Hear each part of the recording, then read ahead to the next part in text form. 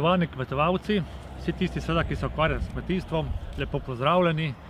V imenu organizatorjev vas povabim na regijsko tekmovanje oračev, ki bo tokrat tukaj na teh površinah izpod grada Hrastovec. Tradicionalno izvajamo 57 tekmovanja oračev Podravja, prav gotovo pa to prireditev spremljajo še številne druge prireditve, predvsem oranje starodobnikov, kjer seveda vas pozivam, da v čim večjem številu tudi razmislite in se ga udeležite, kot seveda tudi demonstracija in seveda predavanje in izobraževanje iz področja gnojenja z organskimi gnojili, z nizkimi izpusti v zrak, kot seveda tudi predstavitev številnih alternativnih oblik obdelave tal, predvsem seveda na čas in na lokacijo in pogoje, ki jih slovensko kmetijstvo ima.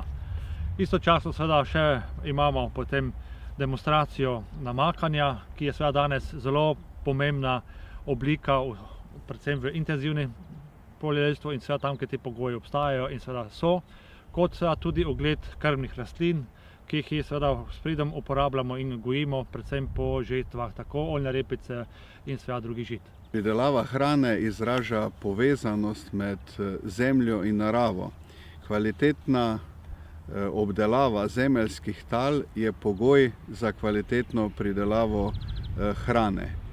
Zelo smo počaščeni v naši občini, da se to tradicionalno tekmovanje oračev v letošnjem letu izvaja v naši občini, zato vas vse skupaj prijazno vabim, da se tega dogodka 12. avgusta udeležite tukaj na teh površinah.